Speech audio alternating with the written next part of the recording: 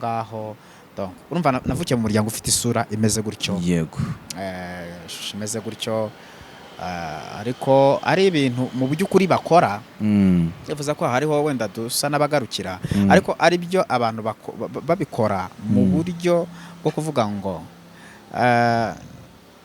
urumva barabanyedini umuryango wacu bari abantu bo muri Gatolika imbere yego bazwi muri Gatolika imbere rwose bafite n'ibintu bashinzwe mu idini ya Katolika ariko bakaba bumva ko kuba aho ngaho no kwizera iyo Mana muri Katolika ntacyo byabamarira donc hari bagakoresha ubundi buryo bwo kwirwanaho mu buryo donc icyo bita kwivuna umwanzi kugira ngo hatazagira umwanzi ubatera kabaroga kagira gute bagashaka icyo bita imitsindo yabaga ari nk'imiti runaka babaga bafite bakaba bazi ko ubwo bayifite iri mu nzu nta muntu wabaroga bazahinga beze donc bazagira ubuzima bwiza yego nubwo bazi ko hari Imana bagiye ku cyumweru bagiye mu misa ariko ni ibintu bimeze nk'umuhango biraho ariko nyirizina hari ibindi bintu bizereramo bumva ko bishobora kubaho ubuzima bumva ko bishobora kugira kuba ari byo bibabeshaho bakumva nta kibazo so naho ngaho rero umuryango wa Yes nashimwe rugira ukidutije ubuzima nizere ko mumeze neza cyane niba utameze neza cyane bihangane kandi ukomere uyu munsi birakunda ejo bikanga umunyarwanda ati bucyana yandi of course ntangiye mbifuriza amahoro n'urukundo ndetse mbashimira ko mudukurikira mudahwema kutwereka urukundo mwebwe mudutera imbaraga kandi n'ukuri Imana igibaha imigisha myinshi koko itagabanyije of course niwe Jean d'Amour kuri kamera zacu za DJ TV show turi kumwe n'umugabo mubona ko yambaye neza cyane yambaye karuvati yambaye shati kajya gusa bura n'ubururu ni icyatsi kajya gusa ni blessier urakoze cyane ndetse ubona ko yitonze ariko icyo nababwira cyo mbameneye ibanga n'umukozi w'Imana n'umukozi w'Imana turamwakiriye mwiriwe neza cyane muraho Kristo Yesu nashimwe ese ahabwe cyubahiro ninde turi kumwe kuri kamera zacu nitwa Egide Mutungirehe yego amazina yanjye Egide Mutungirehe uri umukozi w'Imana umurimo w'Imana ukorera he ubundi gukora umurimo w'Imana mu itorero ADPR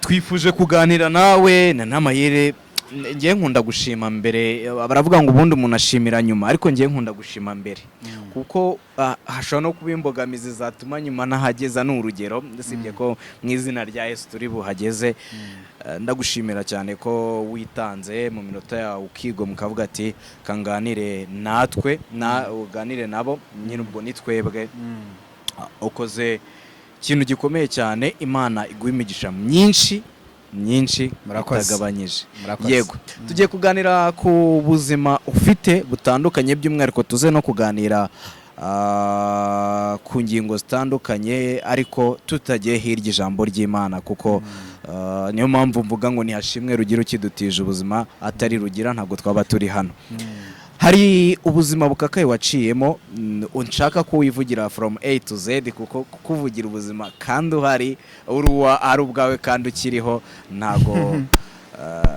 ntago byaba bisa neza turatangira ku buzima murakoze namwe kuduha ikaze kandi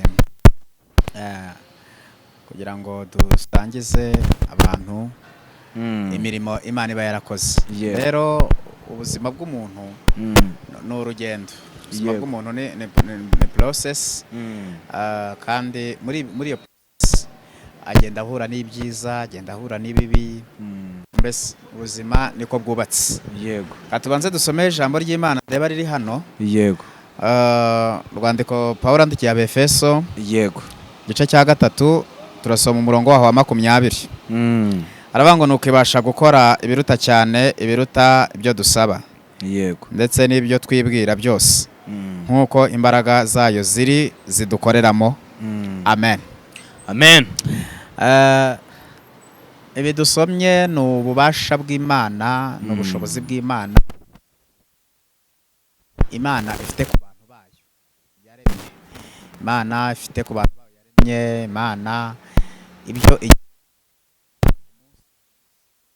rero kuko ndibuka ko hari indirimbo imwe ivuga ngo ibisiza n'imisozi bitari byabaho, ngo Imana ari dufite mu bitekerezo. Yego. Byumvikane ko umuntu ntabwo umuntu tumubona uko ari, ahubwo yatekerejweho kera n'isi itarabaho. Yari ari mu bitekerezo by'Imana kuva kera, umuntu ari mu bitekerezo by'Imana.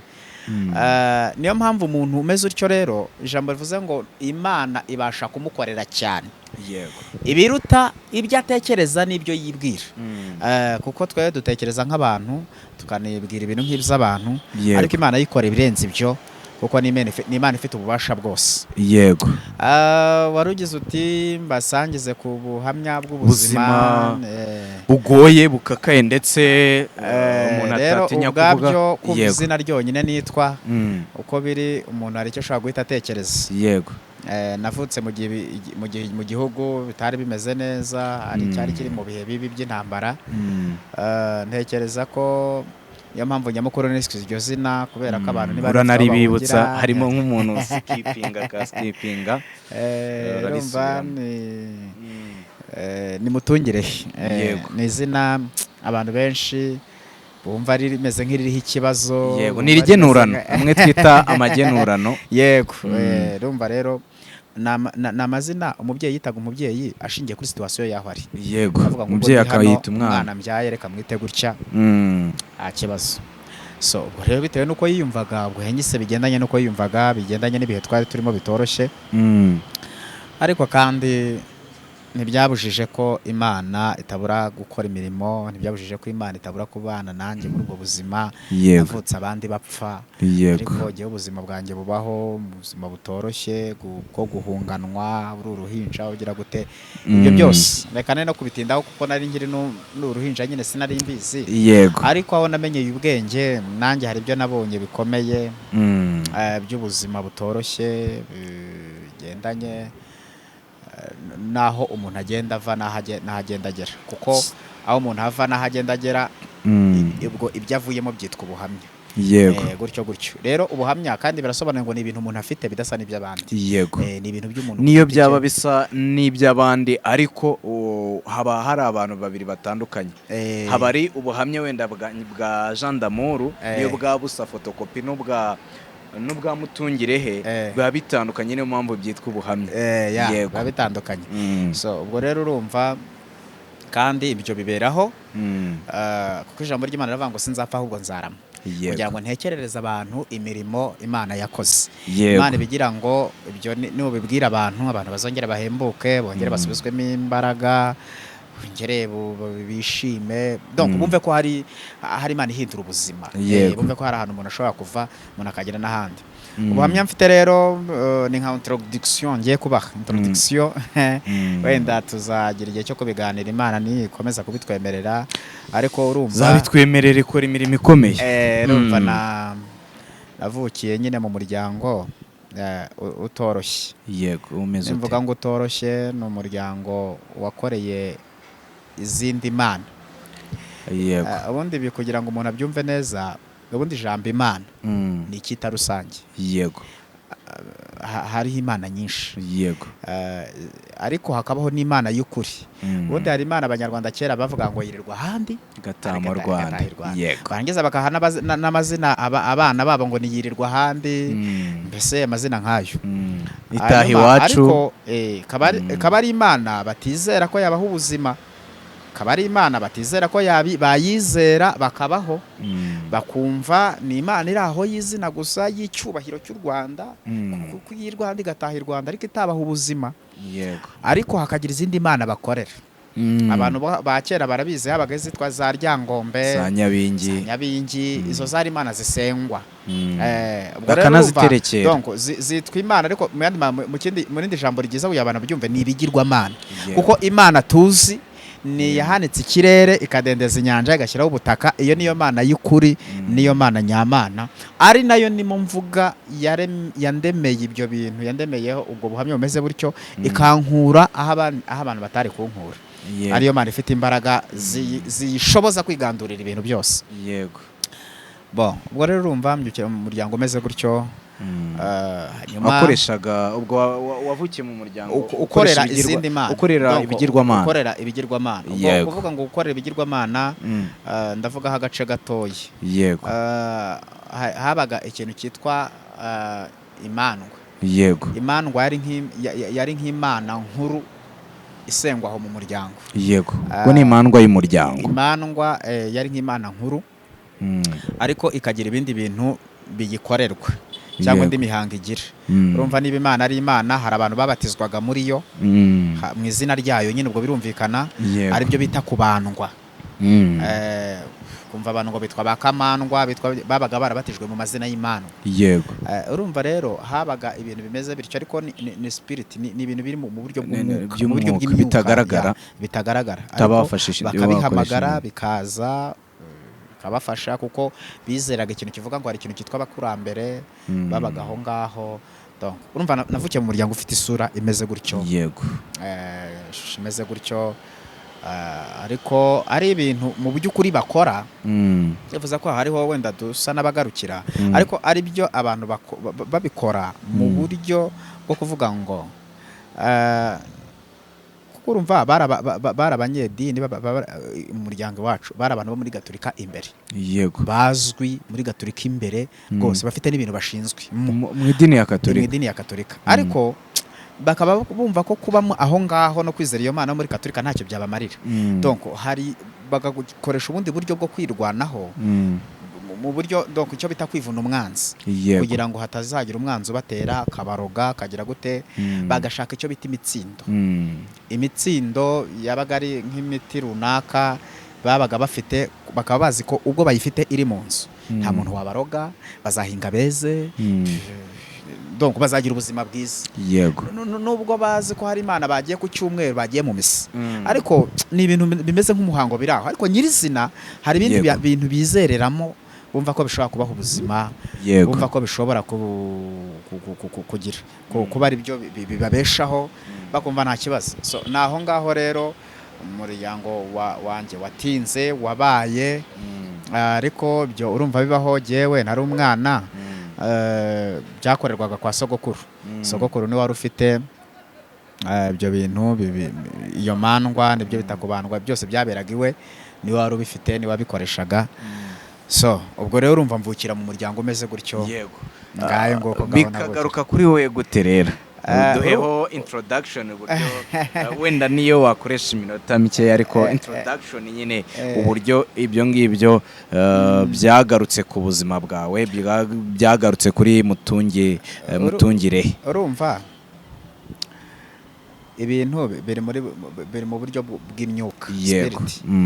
Noneho hari ikintu kibaho cyitwa akarande. Yego. Akarande ni ukuvuga ngo ni byabaye kuri runaka, nawe bikakubaho, nawe bigakurikirana abantu bose bo muri uwo muryango. Yego. So ubwo rero urumva byangizeho ingaruka mu buryo bw'uko navuga ngo papa yabisuzuguye. Urumva ni amateka wenda menshi y'ibintu, ariko uratuvunagurira mu mvune nta kibazo. Twari umuryango ntiyabyemera, noneho bangira igitambo cy'ibyo bintu mu rwego nk'urwo guhana papa, kuko nyine yasuzuguye umuryango. Yego. Hanyuma rero bangira igitambo gutyo, aho niho mpurira nabyo. Noneho ubwo rero birangije mbihunikwamo, cyangwa se babinshyiramo bimbamo, donc ndabikurana. Urumva naho ngaho naho byanyinjiriyemo, byaje muri jye nk'igihano gihawe papa, kuko yanze kumvira ababyeyi ngo asigarane ibyo bintu, hanyuma kandi azajya abikoresha, abigenge, abimenye. Papa rero yumva nazabishobora, donc arangije arabyihorera, naho duhurira nabyo. Yego. Mu kugira igitambo se, byavanaga umuvumo ku muryango wanyu, wenda bigasigara biri kuri wowe, ariko umuryango wawe, ndi kuvuga kwa papa wawe, abana muvukana na mama wawe, niba wari ukibafite, ubo bikakugumamo, ariko bikavana umuvumo kuri bo. Iyo tuvuga ibitambo, tuzi ibitambo by'abantu bapfa, ni ikintu kinini. Ubundi mu buryo bw'imyuka, mu buryo bw'ibyo bintu, ntabwo wenda nyirabyo yabonaga nta handi afite ho kubisiga bigenda bityo kugira ngo wenda bitazatarara abisigamo donc binzamo mfite imyaka 2. Ufite imyaka 2 urumva naho mpurira nabyo nubwo buryo byihuje ariko urumva nari ndi gitambo cy'umuryango nyine ikuzimu muri rusange no kuvuga ngo kugira ngo hagira ikindi kintu umuryango runaka ugeraho cyangwa ushobora gukora byabaga ngombwa nyine ko bamena amaraso runaka y'ikintu mu cyimbo cyanjye bakamena amaraso y'ihene, amaraso y'inka, amaraso y'intama se donc ariko kugira ngo hagira inama ikorwa mu muryango cyangwa babandwe bagire bati hakaba hari amaraso yamenwe nyine. Iyo byazaga byagufataga gute? Urumva ibintu bikurimo, iyo urwaye malaria uratitira, warwara umutwe ukakurya, we iyo byazaga byabaga bimeze urumva ni ibintu birebire kuko bikinzamo ntabwo ariko byamfasha. Yego kuko urumva byambayemo ariko byagaragaye ndatekereza nyuma y'imyaka 13. Yego nibwo byagaragaye ko ibyo bintu mbana nabyo biba muri iki ariko byagaragazwaga n'iki wenda kuko tutarahagera mu kimbo cyo kuvuga ngo byamfataga gutereka mvuge ho imyitwarire igaragaza nabayeho umwana ugira amafuti menshi utumvira ababyeyi. Yego donc umwana uri nike mu mafuti amafuti kabisa menshi utumvira utagira gute navuga ngo icyo nicyo cyabaga nk'ikimenyetso kigaragaza ko hari izindi mbaraga runaka zinkoresha ariko kuko batari babizi nabo bakumva n'ukumva nabi nyine hanyuma rero barangiza bagakubita bati nitumukubita inkoni zizamukosora ariko ntago byari gushoboka nyine kuko barankubise babona hari bazananyica bafata icyemezo cyo kujya banandeka kuko babonaga ko bimaze kuba indengakamere niyo sura y'uburyo nabyiyumvagamo cyangwa se byankoreshaga mu cyimbo cyo kumva ngo byagufataga gute. Yego none bamwe mu bana bafite iyo mico wenda bameze gutyo bamwe nari bari gihe baba bafite karande cyangwa iyo tuvuga karande karande ni ibintu byinshi nyine ari gihe karande ni ibintu byinshi umuntu ashobora kugira karande yo kutabyara kuko babo batabyara nabo akabatabyara ushobora kugira karande y'umujinya ukabije yego kuko iwabo mu bisekuru byaho hari umujinya umuntu ashobora kugira karande urumva rero giye karande ni y'abarozi kuko iwacu nyine hari abarozi kuko byo urumva tuzabivuga wenda mu kindi gihe mu kindi gice iwacu tugira muri uwo muryango habamo n'abarozi bazwi urumva ni ibintu nyine iyo tuvuga karande ni ibintu bikurikirana bityo urumva buri muntu wese agira karande ye bigendanye n'imiterere y'umuryango avukamo. Ubwo ugize imyaka 13 aba ari bwo bigaragara ntabwo nageze mfite 13 nibwo byatangiye nyuma y'imyaka kurumva ibintu niba byarangiyemo mu niga ndi umwana ufite imyaka 2 yego byagaragara niga mu 5 muri secondaire umva harashize imyaka myinshi ibyo byose rero n'urugendo rwuzuye ubuhamya tuzavuga ko tuzabona umwanya. Warutubwiye haruguru ngo ufite imyaka 13 nibwo byatangiye kwigaragaza. Ntago nakubwiye mfite imyaka 13 ahubwo byatangiye kugaragara n'indimo precise nko mu myaka 13 n'inde gutyo urumva byamaze igihe nyine nyuma y'imyaka 2 narabikuranye byagaragaye niga mu 5 muri secondaire urumva rero kurangiza primaire ukarangiza na tronc-commun ugakomeza muri A level urumva ko ari imyaka myinshi kandi hari naho nasibiye urumva ko ni nko mu myaka 18 nibwo byagaragaye 18 19 gutyo no byagaragariye nibwo byagutangiye. Ubwo rero ariko urumva hari urugendo rwo kuva ku myaka 2 kugera kuri ayo myaka bigaragara rw'imyitwarire mibi n'amafuti menshi n'iki byo tuzagira igihe cyo kubivuga Imana nibitwemerera igomba izabitwemerera ko ishobora byose. Hari ukuntu tuzi abafatwa n'ibigirwamana cyangwa se n'ibintu babaterereje reka ariko mbivuga hari imyitwarire bakunze kugira, hari ukuvugishwa bibavugiramo, hari ukwiruka, hari ugusara, hari ukwambara ubusa. We iyo byagufataga muri iyo wagiraga imyitwarire imeze ite? Nyine urumva niyo mpamvu nari nkubwiye nabaye nkubyire impeta kubyinjiramo byagaragaye nyuma y'iyo myaka nibwo ibimenyetso nyuma byagaragaye babona ko wa muntu burya wari ufite ya myumvire utari wari umeze kuriya burya nawe ntiyariwe. Ibimenyetso byaragaragaye noneho birerura byo gusara biraza nyine gutyo bigaragarira abantu nyine ko ntari normal. Yego wigeze usaraho kubera byo? Byarabaye imyaka 2 n'amezi muri ubwo buzima byarabaye. Yego wabwiwe n'iki, waje kubwirwa n'iki ko bagutanzemo igitambo? Bon, urumva ibyo ni nabimenye aho nakirijwe nkegera Imana nkasenga, abasenga yego barabizi ni by'umwihariko nk'aba Pentecote yego twemera yuko Imana ivuga yego kandi ikavuga ibintu biriho. yego Ariko hari ibyo nabwiwe n'umuryango kuko urumva byarabaye aho nagaruye ubwenge nicaje umuryango bampa amateka, ariko hari n'ibyo nabwiwe n'Imana ndabihuza rero mbona ni ibintu nyine byari bihari, ni ibintu byari biteguye, wari umuteguro w'abantu runaka. waje kubivamo gute? Habaye iki? Wakoze iki kugira ngo ubive? narasengewe donc urumva nari ndwaye, narasengewe ndakira. Narasengewe gusa ndakira.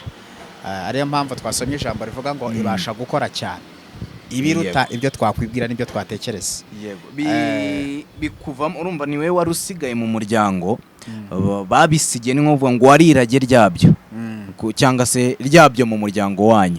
Yego bakigusengera bikakuvamo, byacitse mu muryango cyangwa ari uwundi wo mu muryango byagiyemo? Bo urumva ntago byacika mu muryango kuko n'ubundi baracyari bakorera izo mana. Yego ntago nzi ngo byasubiye kwandi. Yego ariko nuko nzi ko byamvuyemo, ubwenge buri normal, buri ku gihe, ndi mu buzima busanzwe nk'abandi, kandi bwuzuye. Yego akenshi iyo byagenze gutyo uba urwanyije imbaraga z'umuryango, uba urwanyije imbaraga z'umwuka mubi, nawe hari ingaruka bijya bikugeraho, ugasanga urahura n'ibigeragezo byo bijya bigutera wenda kubw'imbaraga z'umwuka wera, imbaraga z'Imana ukabirwanya. Ndifashije ijambo rimwe Pawulo yavuze rivuga ngo iyo umuntu ari muri Kristo Yesu ababaye icyaremwe gishya, ibya kera biba bishize. Donc nukuvuga ngo nakiriye imbaraga, arizo mbaraga z'Imana zibasha kundinda ibyo ngibyo, nkava muri ibyo bisekuru byaho ngaho, kuko iyo umuntu akijijwe umuntu arimuka akava mu bisekuru by'abantu akajya mu buzima bw'ubumana. Hanyuma rero mu buryo bwabo niyo banshaka ntibambona. Yego bambona nk'umuntu wapfuye utagihari, kuko narimutse sinkibarurwa muri icyo gisekuru. Rero kwizera Imana no kwizera Yesu bivana umuntu mu buzima bumwe bikamujyana mu bundi. Urumva rero ntago kundoga cyangwa se kugira gute, babigerageza kubikora ariko ntago byamfata, kuko hariho urukuta rw'imbaraga z'Imana bidashobora gutobora ngo byinjire ngo bimene. Yego wenda mu buzima ibibazo bibaho, nagira ibibazo nk'abandi kuko n'abandi birumvikana, ariko ibyo byo byararangiye, manda yabyo yararangiye ku buzima bwanjye. Aka kanya umuryango mubanye gute? Urabasura? Twebwe abo mu nzu ya data, ubwo no kuvuga ngo abo tuvukana twese turakijijwe. Inzu yacu ya data ubwo no kuvuga ngo n'abana 6 n'ababyeyi bose barakijijwe, ariko abandi bo ntago bakijijwe, baracyakorera ibyo ngibyo nyine. Ntibabura kutugabaho ibyo bitero byabo, ariko imbaraga z'Imana zirabidukingira, kuko Zaburi ya 91 iravuga ngo uba mu rwisho rw'isumba byose azahama no mu gicucu cy'ishobora byose.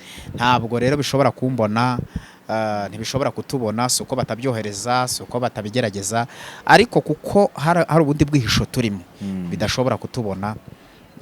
Hari ubundi buzima Imana yadushyizemo bidashobora kutubonamo.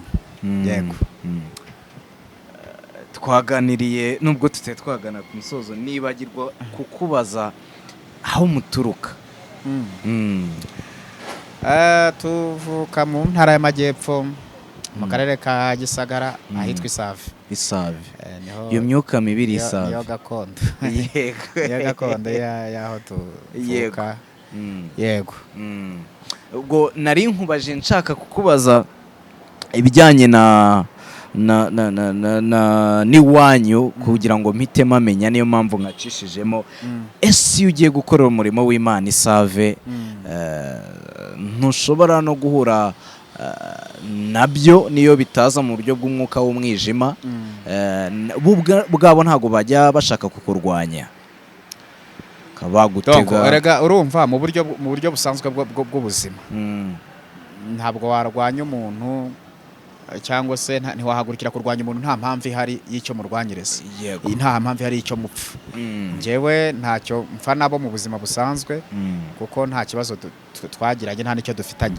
Ariko mu buryo bw'umwuka niho urugamba ruri kuko bandwanyiriza banyoreza ibyo bintu bagasanga nanjye ndiho imbaraga z'Imana zibikingira ntibambone nine njyayo tukanahura bamwe iyo babishaka turanasuhuzanya abandi batabishaka bakagenda ariko nge mba numva nanabasuhuza kuko imbaraga ziri muri imbaraga z'Imana zikorera muri jye kuko ijambo ry'Imana rivuga ngo uri muri twe aruturi mu bisi no kuvuga ngo rero imbaraga z'Imana ziba muri jye ziruta imbaraga zabo ntacyo baba bantwara ntago nakwiganga mvuga ngo sinjyayo usingira gute oya mfite gahunda injyanayo nta mpamvu yo kutajyayo muragendererana ntago tugendererana ariko urumva twebwe tubagendereye ntacyo bitwaye ubwo nuko batabishaka ko tugendererana ngo babishaka ariko babishaka twabagenderera tugasurana ntacyo bitwaye k'ibintu wenda urumva ni mu muryango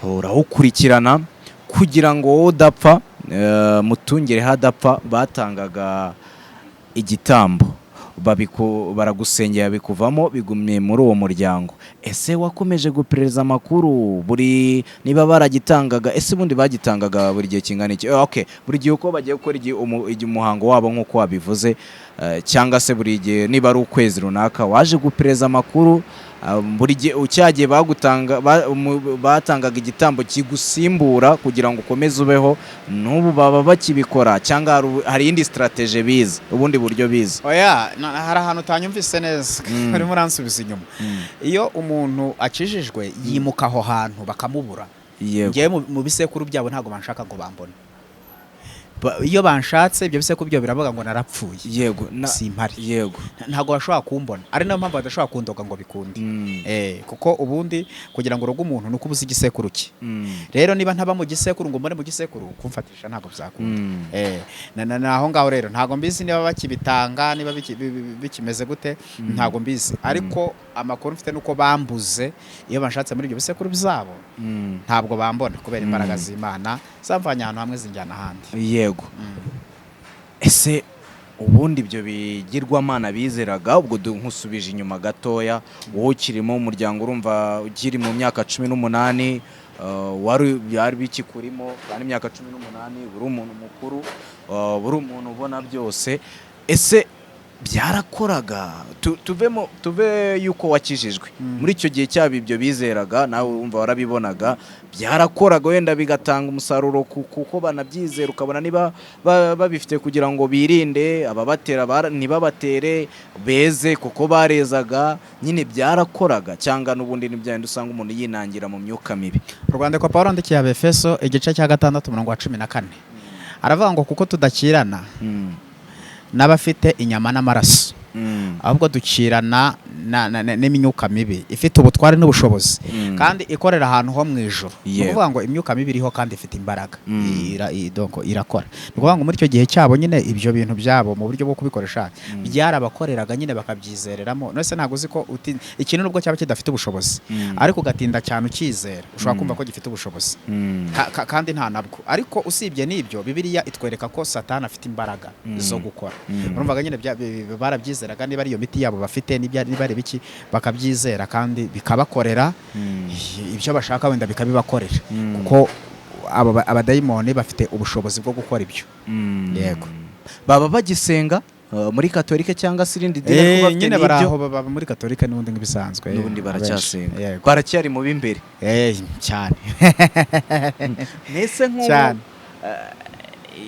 iyo uri kubivuga gutya nubwo wenda urinzwe ntabwo ujya ugira ubwoba wenda bwabo ko hari n'uwakwitwikira bundi buryo bugamije kukugirira nabi uburyo bwose bwakoreshwa bw'imyuka mibi ntabwo bambona ubwo ni ukuvuga ngo mu mwuka cyangwa se mu myuka mu gisekuru cyabo warapfuye ntabwo bambona simpari kereka duhuye nk'uku nguku akangirira nabi wenda ariko nta kindi kintu wenda yishingikirijeho ariko leta nayo irahari ubwo yamubaza impamvu y'ibyo nyine kandi nta wabitinyuka muze twaduhuye turi mu nzira ntacyo dupfa ntacyo batinyuka kungirira nabi gute se icyo gihe amategeko yagukurikirana akabikubaza yego turi kugana ku musozo turasoza utanga ubutumwa ku bantu baba bagifitiye iyo myuka mibi cyane ko Nyagasani ntadushoboza tuzagaruka nawe tuganire ubuzima noneho bwose tubwinjiremo.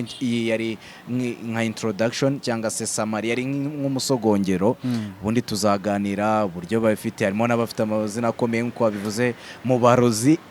Yego, turugana ku musozo, ariko nk'uko abakozi b'Imana bakunda kubigenza, mbona musoza musenga. Niba nta butumwa bwari ushaka gutanga. Icyo nashaka kuvuga kindi ni ijambo ry'Imana ribivuga, gukiranuka gushyira ubwoko hejuru, ariko ibyaha bikoze isoni amoko yose. Umuzungu, n'umukire, n'umutindi, umuntu uwo ari we wese muri kategori arimo, icyaha kimukoze isoni. Akaba ariyo mpamvu nabwiraga ngo rero bareke ibyo ngibyo, ntacyo bizabamarira, ahubwo bakizwe, kuko inzira y'ibyo ngibyo ni ukurimbuka, kuko ibihembo by'ibyaha ni urupfu, ariko impano y'Imana ni ubugingo bubonerwa muri Kristo Yesu. Imana ibaho umugisha. Niba reba iki kiganiro message yari uri bubaye. Yego, nuko bareka ibyo ngibyo bakizera Yesu. Yego, agakizwa niyo ntumbero y'ubutumwa bwacu, bagakizwa bakava mu byaha, bakizera Yesu, bakazabona ubugingo bukoraho, bakava mu rupfu, kuko aho bari inzira ibaganisha ni inzira y'urupfu, biraganisha mu gupfa naho ngaho. Ubwo rero bizera umwami Yesu kugira ngo bamuboneremo ubugingo buhoraho. Yego, ndumva twasenga tugasohoka. Murakoze Mana, turagushimiye mu izina rya Yesu, tugushimiye kugira neza kwawe, tugushimiye uburyo waturinze kandi ukaturindira uyu munsi kugira ngo tuzaganire na bene data bari ahantu henshi hatandukanye mwami, kugira ngo Uwiteka tubasangize ubutumwa n'ubuhamya mwami bwaho wadukuye, kugira ngo bumve imbaraga z'Imana. Rero abazareba iki kiganiro bose turabasengeye kugira ngo kizagereho kibavana, kigereho kibageza, kizatume bava mu byaha, ahubwo babone ubugingo buhoraho bubonerwa muri Kristo Yesu, kuko ibihembo by'ibyaha ni urupfu, ariko impano y'Imana n'ubugingo bubonerwa muri Kristo. Ndagushimiye ko uzagirira neza abantu bose bazakireba, kandi mwami Yesu ukarushaho kubazamura ndetse ukabavana mu rupfu ukabaha ubuzima, mu izina rya Yesu, amen. Shimire wowe twatangiranye iki kiganiro tukakigerana no ku musozo. Shimire wowe udahwema gukurikira DGTV show. Nanone kandi nkashimira cyane wowe gifite aho kivanye, we wari ufite imyumvire runaka ukavuze ati ndatsinzwe, wowe wabiteganyaga ukabonye ko atari byiza, kuko nta n'imbaraga bigira, n'ubundi usanga nyuma umuntu yicuza. No kuri Imana iguha imigisha myinshi itagabanyije. Mushimire cyane, mutungirehe. Murakoze. Yego, yego, Imana namwe ibaye umugisha mwebwe twabanye. Nari ndi kumwe na cameraman Theo, ngendi niwe Jean d'Amour. Shalom shalom, Astra Vista.